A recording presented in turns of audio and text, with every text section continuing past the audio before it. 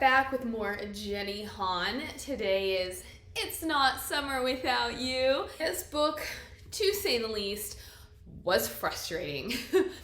We met Belly and all of her boys in the last book, The Summer I Turned Pretty. And in this book, Suzannah, who is Conrad and Jeremiah's mother, has passed away, and they're all living in the aftermath and the grief of losing her. We are essentially seeing how her death has affected them and kind of how it has affected their relationships with each other. We kind of pick up where the last book left off, in that the last book left off with Belly getting in the car with Conrad. We don't know where they're going. We don't know what their future holds, but they are together. So here we learn that they got together, at least to some capacity. And I both love and hate this part because Belly is a very unreliable narrator, which I love. One, because it keeps me guessing. Two, it falls in line with that of a teenage girl, where we portray things one way, but the reality is another. My first thought is they did it. They got together. When in actuality, I guess they were kind of dating more than actually being together. Then they break up on prom night, or I guess break up. I never got the sense that they were actually together because I never got the sense that Conrad was fully committed to her. And that just goes to the enigma that is Conrad, which I love and I hate. I still felt we needed more of him.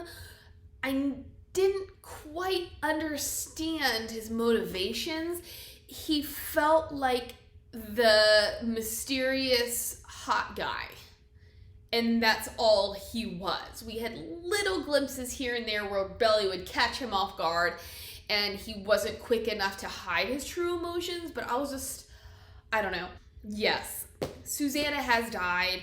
Belly's mother, Laurel, who was Suzannah's best friend, has withdrawn.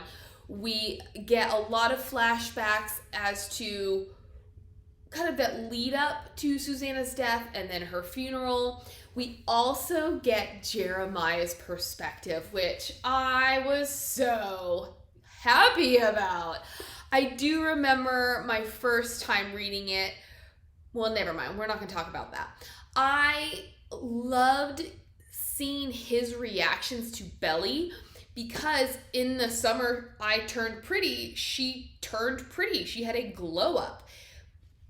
But she only had eyes for Conrad. At the end, Jeremiah tells her his feelings for her, but she rejects him for Conrad, and it seems like they're on their way to going back to the way things were. But Jeremiah still holds a torch for her, even though he did have a girlfriend throughout the school year. The impetus for this book is that Conrad has gone missing. He had not done well in school because of the death of his mother, and so he was now taking summer school in order to make up for his incomplete classes. Finals are coming, and he has disappeared. Nobody knows where he is. Jeremiah gets in touch with Belly, and Belly lies to her mother, says she's over at her friend Taylor's house, and then they go on a Conrad hunt, and they do track him down to the beach house at Cousin's Beach. But I want to pause here and say, in The Summer I Turned Pretty, we get this little story about Belly and her best friend Taylor and how she one summer brought Taylor to the summer house, and it was a hot mess, and she would never do it again. But it kind of ruined their friendship. And even though they were able to continue to be friends, they were given, like, verbatim, we're told, we'll probably never be friends the way we were. But it's intimated that they aren't necessarily close friends anymore either. So when we pick up here and Taylor is her BFF for Elle, I was like, where did that come from? I thought they were like oil and water. I did not understand why they were friends. Opposites attract. I totally get it. But just kind of like, even though I really want Conrad to be the one, like just the way that there's nothing that proves to me that he should be the one. He's not emotive, and he doesn't give us anything that says, yes, he and Belly should be together. It's the same way with her and Taylor. I'm like, but why are they friends? I understand this level of we've been friends since diapers, but now I don't understand why they continue to be friends, because they don't really get along. With that said, she heads off to Conrad's college. They talk to his roommate, who's like, I don't know where he is. He owes me money for pizza, but I have no clue where he is. They go through his stuff, and Conrad... Sorry, I was trying to figure out how to kind of put pieces together, because there's a lot of flashbacks and whatnot, and it's just... we're just gonna jump back and forth a good bit. Conrad had categorically stated, I don't like you. I never wanted you, and I don't want to be together. But then she's going through his drawer, and she finds this infinity necklace, which, okay, it's been a while since I've read these books. Somewhere in the back of my head, I was like, this necklace isn't for her. And Conrad had like a first love of his own, this girl named Aubrey. And so I was like, I think it's Aubrey's necklace or something. And when Conrad sees Belly wearing it, he's going to get super ticked. But Belly, upon seeing this necklace, is convinced that Conrad did love her. She takes it, and then eventually, she's wearing it. Eventually he does see it, and they get to this little thing, but I won't get there yet. I think the roommate, somebody said something about surfing, so they're like, oh, we know where he is. They go to Cousins Beach, and that's where they find him. At this point, we also learn that their dad is selling the beach house, which is why Conrad essentially left school, because he wanted to prevent the sale of this house. Nobody knew. He only found out because he overheard a voicemail from the realtor. This is that thing where it's both great and terrible that Conrad, he doesn't ask for help. He doesn't tell people what's going on. He just does what he wants to do the way he wants to do it. So I love it, because I'm like, Conrad has a heart somewhere in there. But I'm like, why can't he ask for help? Why can't he say, hey, I know I'm supposed to be taking finals, but my dad is trying to do this, so I'm going to try to stop him. It almost honestly comes across as like, I know my dad is doing this, and yes, I want to stop him, but really, like, I just don't care about anything anymore, and I'm just going to go to the beach house because I don't want him to have his way. I'm going to drink beer and surf all day. Belly and Jeremiah are trying to convince him to come home. And we miss Steven in this book. Steven is Belly's brother, and he is part of their gang. In some ways, we do get enough of him to suffice through flashbacks and whatnot, but I kind of wished he'd been here, because that is the crux of these novels, is Jeremiah and Conrad, and then Belly and her brother Steven. This summer house means so much, because their two families, these kids grew up together at the summer house every single year for like 15, 16, 17 years. And so while I was okay with Steven not being there, like, it did feel natural not to have him there, at the same time, I felt like he should have been there, because he's part of their story. They are unsuccessful in getting Conrad basically to even be responsive to them.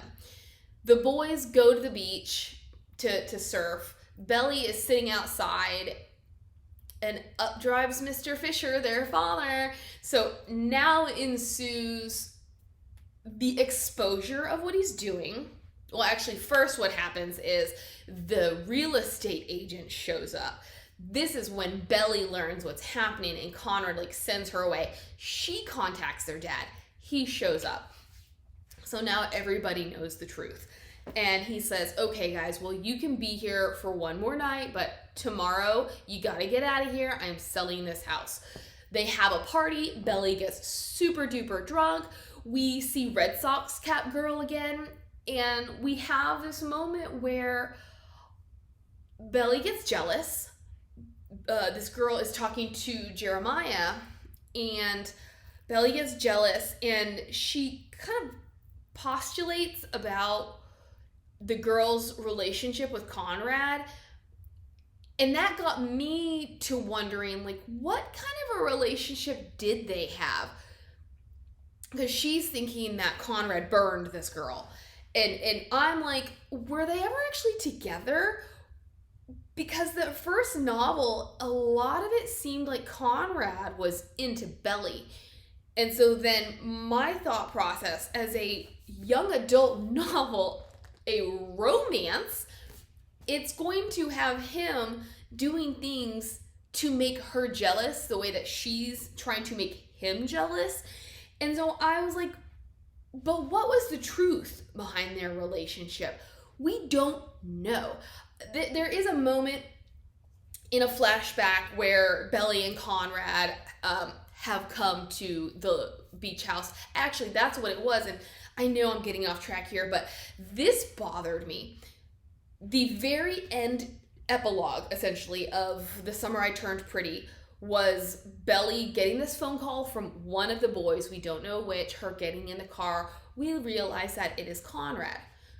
I'm listening to this novel and I'm like, I know this scene. Like, word for word. This is not even a summary of a scene. This is a scene that I've had before. And that's when I'm just like, did I upload my tracks wrong? Am I replaying something from the beginning? No. Han recycled an entire chapter. And I was just like, or not an entire chapter, well, technically an entire chapter from the previous book. It was like half a chapter for this book, but it was kind of like a prologue for me, where prologues are iffy. Not everybody likes them. Not everybody does them well. But some writers will take an entire chapter from their book, stick it in the front, call it a prologue, and then repeat it once you get to that point in their novel. So it was problematic for me to reread this entire scene. I didn't think we needed to reread everything word for word. I thought that we could have glossed over it. We could have summarized it, gotten the gist of, hey, this is how they're fitting together, or not had it at all. But they go to the summer house and they spend some time together. This is where we learn that Conrad has had relations with females. And me being sappy and being old school, I was kind of disappointed because I wanted Conrad to have given his heart to Belly. And to some extent, deep down, even though Audrey was his first love, Belly was the one that he was going to ultimately wait for. And so the fact that he'd slept with other girls, the wind was let out of my sails. I was like, okay, so I guess Conrad is not pining for Belly the way that I want him to have been pining for her. At the same time, I love the fact that he's not been pining for her because that's what we want. But that is what takes this book or this series from being a cliche to being timeless, because it's a little bit more realistic. How many YA romance novels have we read where they're like enemies to lovers, but they like each other the entire time, and that's why they're enemies? They don't get along because they can't admit their feelings for each other. So it is refreshing to see a romance where it's really one-sided. I mean, at some points it's not, but on the whole, it really does seem that it's all on Belly. Conrad sees her as essentially a little sister. I had to rewind there for a second because I was like, I forgot where I started. Yes, the necklace. We get to the point where he notices the necklace and, oh, no, it's not the necklace. Well, let's talk about the necklace, but then we'll go back to the party. So he does notice the fact that she's wearing this necklace, and then they have this whole conversation about, well, because this is what was frustrating about this novel. And it happened a lot in The Summer I Turned Pretty. I fully expect it to happen in We'll Always Have Summer. And it is kind of already happening. Belly cannot make up her mind. She is in love with Conrad, and no matter how much she tries, she cannot fall out of love with Conrad. But she consistently has moments where she says, this is it. This is the moment that he officially cut it off, where my heart says no more. And then 30 minutes later, her time, 2 pages later, my time, she's like, I mean, I know that's what I said, but I didn't mean it. So there's this, like, they are having a heart-to-heart because, spoiler, okay, yes, we'll spoil it. Ooh, actually, oh my gosh, I can't spoil it. I'm just gonna have to go back to the party, guys. She gets wasted. And she drunk dials. Well, first off, she has this massive fight with Taylor because she was supposed to be back by this point, and she was going to do a 4th of July party with Taylor and their friends, who Taylor has been trying to get her kind of to regroup. Like, she's been super mopey since Suzannah's death and since her breakup with Conrad, and so Taylor has been trying to get her back in the saddle, and she's not having it. But she's talking to Taylor. She's like, I'm sorry I can't come. And Taylor's like, not a problem, bad weather. Maybe I should come to the beach house. And Belly's like, absolutely not. So they have this massive fight. And then she drunk dials her mother because she wants her mom to stop what is happening. She wants her mom to come and get Mr. Fisher to stop the sale of the house. The mother comes and she's like, why are you wasted? Why are you hungover? She's really mad. And I enjoyed this part because it wasn't like, oh, I get it, you're forgiven. It was like, I know we're all in a bad place right now, but this is unacceptable. And I like that she was angry with Conrad and Jeremiah as well because, yeah, they were all underage drinking and Belly is only 17. Like, they're doing things that they're not legally supposed to be doing, and there's this expectation that at least the boys, well, one, Belly lied about where she'd been, but two, that the boys were going to take care of Belly. And then she's mad at Belly because she's like, Suzannah entrusted her boys to me. If they need help, I need to know, and you decided to try to take care of matters without me. Anyways, I thought it was a great moment. I've already talked in my last review about how much I enjoyed the Suzannah Laurel relationship. One thing I may not have mentioned was that I thought, like, I needed more of Laurel because they're exact opposites, and Suzannah is the one that Belly always admired, and she would have preferred to have been her mother. We get this idea that Laurel's not as heartless and cold as she comes across. I guess we just really haven't had an opportunity to see her, or like she shows her love differently than Suzannah. Anyways, I enjoyed seeing her kind of come out of her shell in this novel and take a stand and do something with passion. And so she agrees, she calls the dad, and she convinces him to not to sell the house. What he tells them is, hey, Conrad, if you pass your exams and you pass your classes with a certain grade, then I'm giving you and Jeremiah this house. My problem here, Laurel had been, or like the whole concept of this moment, Laurel had been friends with Suzannah since childhood. She had also grown up coming to this beach house.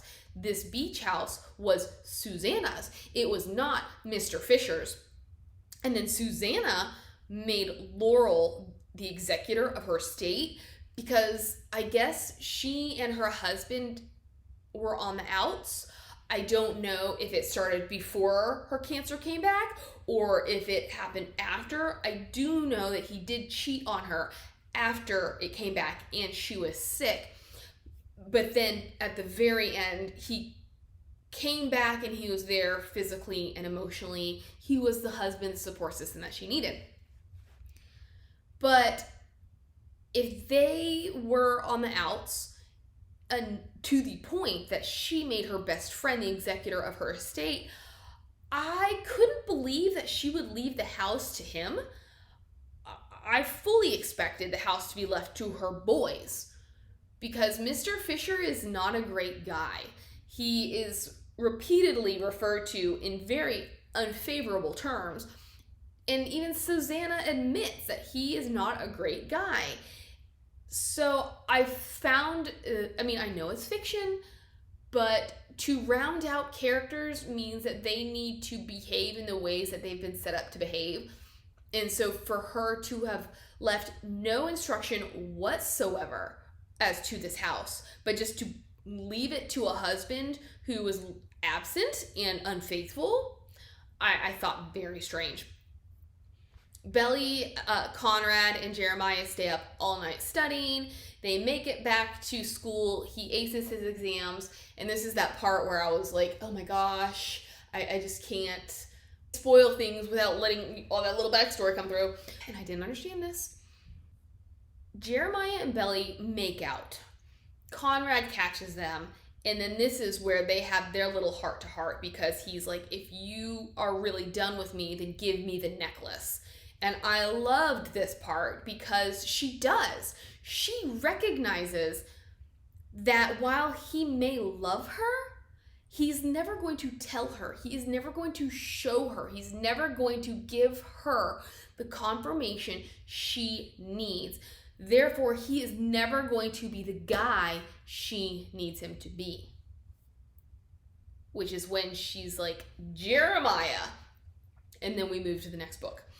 I really, really loved this part. I was sort of disappointed to learn that my memory was way wrong and the necklace actually was for her rather than Aubrey. But back to her in the car with Jeremiah. Summer I Turned Pretty. He tells her how he feels. She rejects him.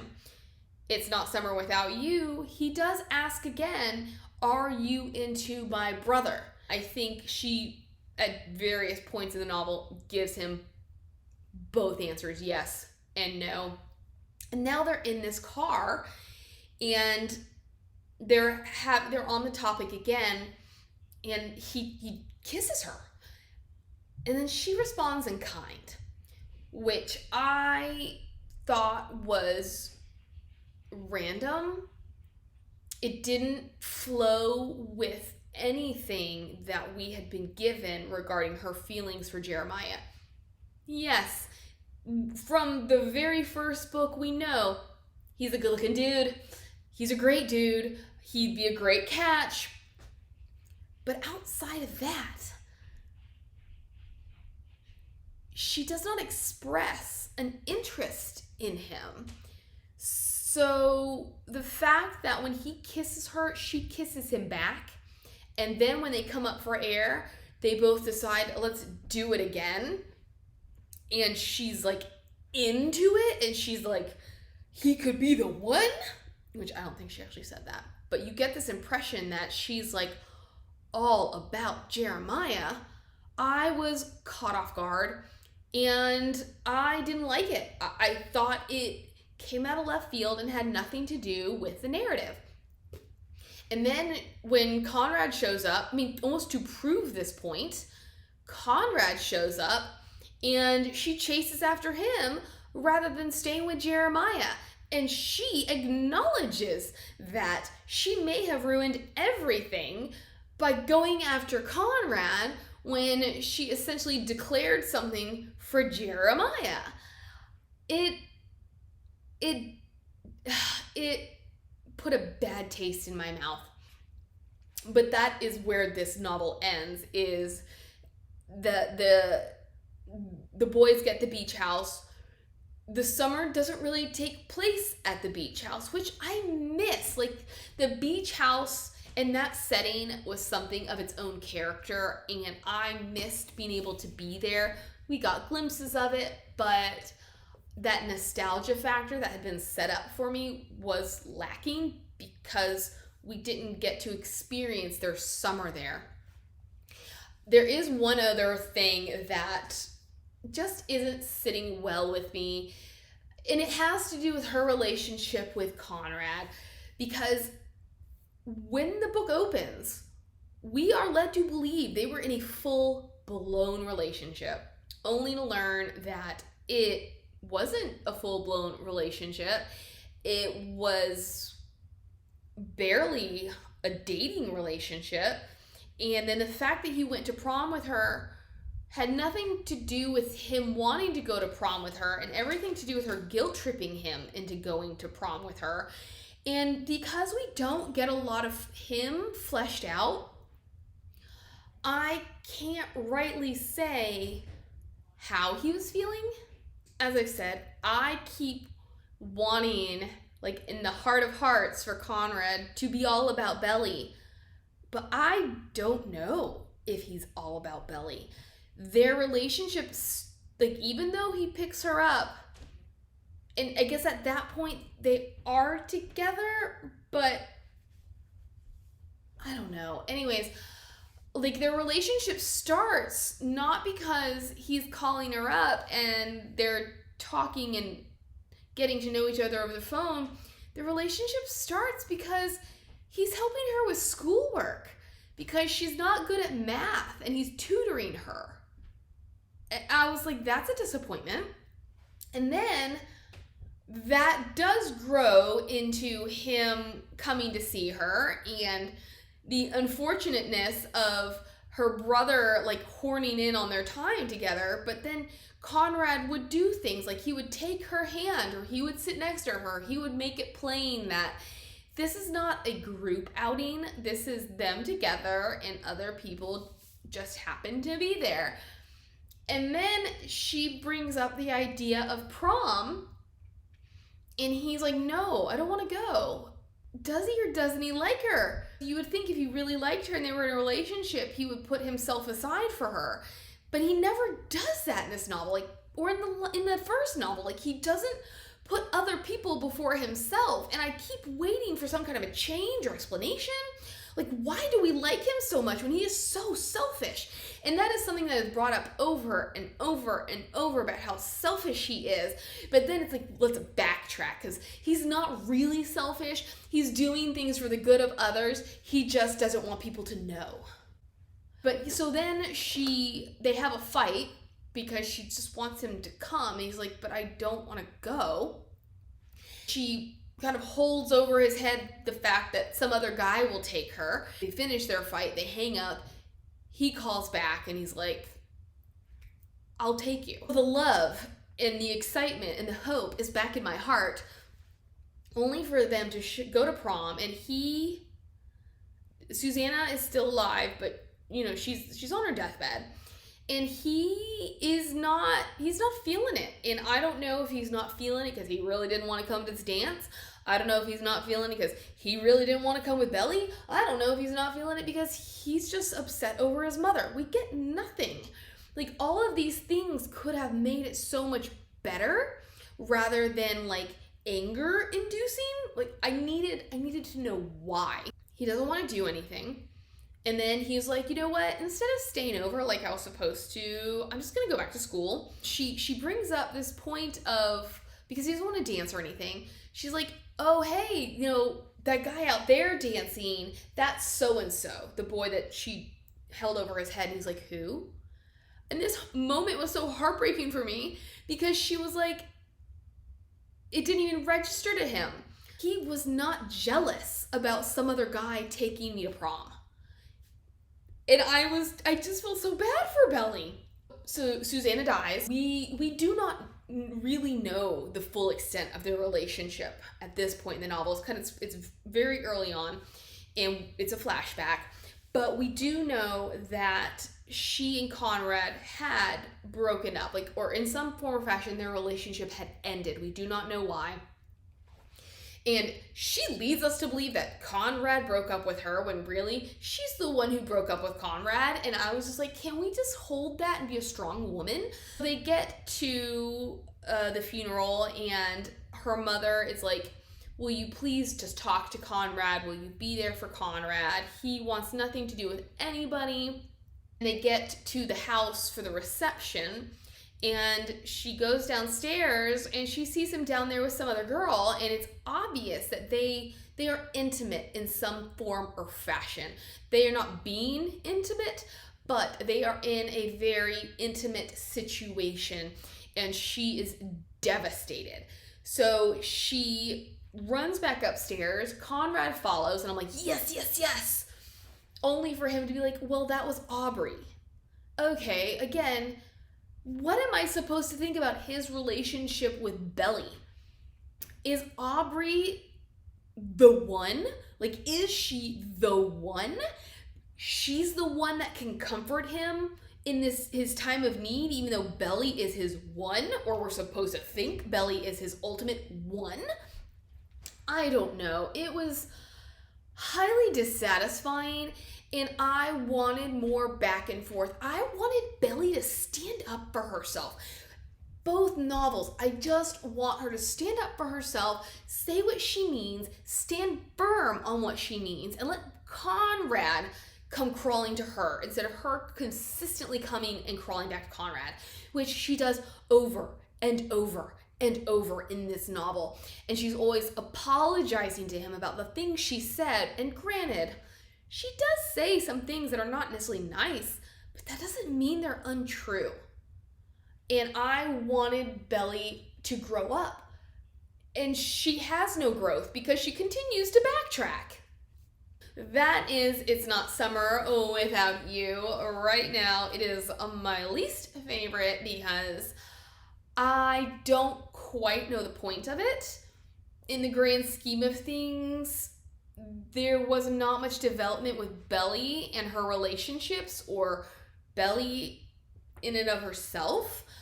I enjoyed the looks that we got with Suzannah. Not to say it's a bad book. It's a frustrating book. So maybe that's good for you. Anytime emotion can be drawn out is a good thing. And I'll see you tomorrow for We'll Always Have Some.